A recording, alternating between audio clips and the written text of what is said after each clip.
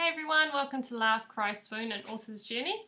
As promised today, I have a teaser from you from Home, the next Songbird novel, which is coming out in August.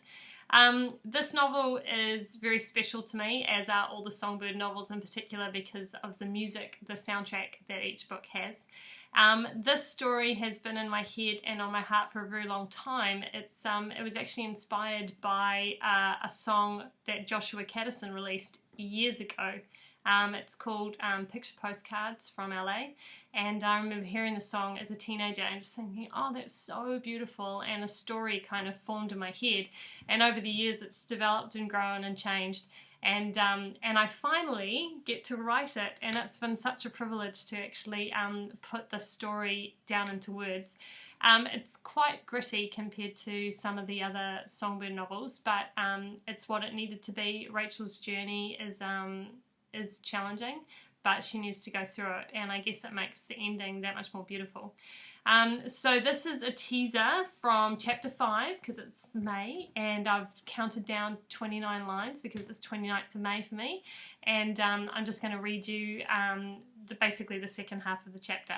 So this is from, this book is set in a fictional town called Peyton in the Midwest. I've kind of thinking Arkansas, but I haven't specified the state, but it's kind of around the area.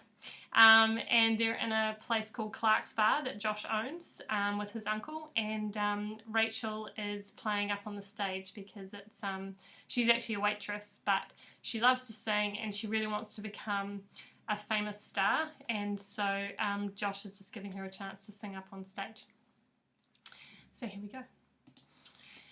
Rachel's voice had a sexy huskiness to it as she belted out Fall from Grace while strumming her acoustic guitar. It was a gift from her mama when she was only 11 years old, and the most precious possession she owned. I grinned as she caught my eye. Damn, she was beautiful. The way the light hit her thick blonde curls made her look like she had a halo. She had braided her hair, and the thick locks hung over one shoulder. Tight jeans with rips in the knees hugged her legs, and the tank she was wearing looked so damn sexy I couldn't wait for closing. Wiping a spill of beer from the counter, I shoved the rag into my back pocket, glanced at table 4 yet again, and frowned. I wasn't the only one drooling over my woman. A guy who looked a bit older than me had sauntered in about an hour ago. He was wearing them skinny jeans that made his legs look like toothpicks, and a pair of shoes with points on the end, shiny, pretty boy shoes that didn't belong in a Midwest bar. His shirt was pressed and his hair was slicked back with gel. All them things alone were enough to not like him, but the fact he hadn't stopped checking out Rachel since she took the stage irked me real bad. I didn't like the way his dark eyes roved her body, or that greasy little smirk on his pretty boy lips. "Who you glaring at?" Brock looked over his shoulder. I scowled at Brock's question and raised my chin towards table 4. "That guy over there," I mumbled. "You know him?" "Oh, you mean pretty boy?" I snorted out a laugh at my best friend's question. "That's the one." Brock took a slow pull of his beer before licking his bottom lip. He always did that to me, took his sweet time answering the most important questions. I'm sure he knew it riled me something fierce, but he did it anyway.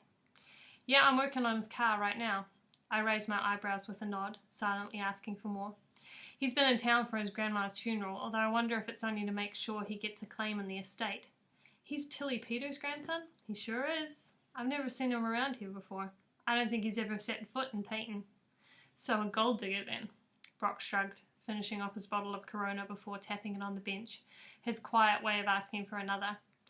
I snatched a fresh one out of the fridge and opened it for him, plonking it down on the cardboard coaster. Brock gave me a knowing stare, his lips rising into a grin. "You can't kick him out for that, Grizz." "I wish he'd do something stupid so I could boot his behind right out that door." "He's only looking." "He's not just looking," I grumbled. My eyes narrowed as I watched the man. His smirk rose, his dark eyes gleaming as he applauded Rachel. "Thank y'all. I'll just sing one more and then I'll let the jukebox take over." "Sing me something sweet, sugar," Brock hollered from his stool. I shoved his shoulder and he nearly toppled off while the rest of the bar laughed. Pretty boy looked our way and I caught his eye, throwing him a steely glare that made him frown. He turned back to Rachel as she started strumming Come On Over. "This one's for my grizzly bear," she grinned, her eyebrows wiggling at me. I smiled at her and shook my head. That was not the right song for her to be singing with that leering jackass watching. She didn't help matters by getting off the stool and dancing around the stage, moving those hypnotic hips and eliciting a few wolf whistles from the crowd. Brock put his fingers in his mouth and would have whistled too if I hadn't thumped him on the shoulder. "What?" He laughed at me. I gave him a pleading look that made him turn to face me. "Grizz, don't be so worried. Just fix that car as fast as you can," I frowned over Brock's shoulder. "He'll be out of here by tomorrow, don't you worry."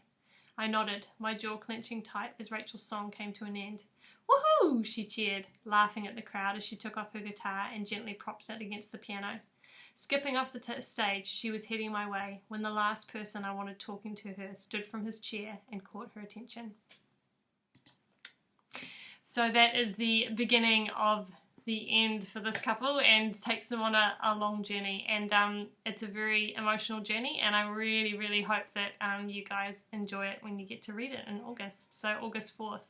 If you want to be a part of the release day celebrations, then I have a giveaway going on, a Share the Post giveaway, so you can sign up for that. I'll put that in the description below.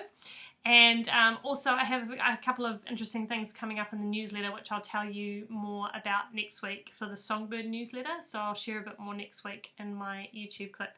So if you want to be a part of that, you could sign up for the newsletter as well, which I'll put in the description. I hope you all have a wonderful week, and I will see you again next Friday.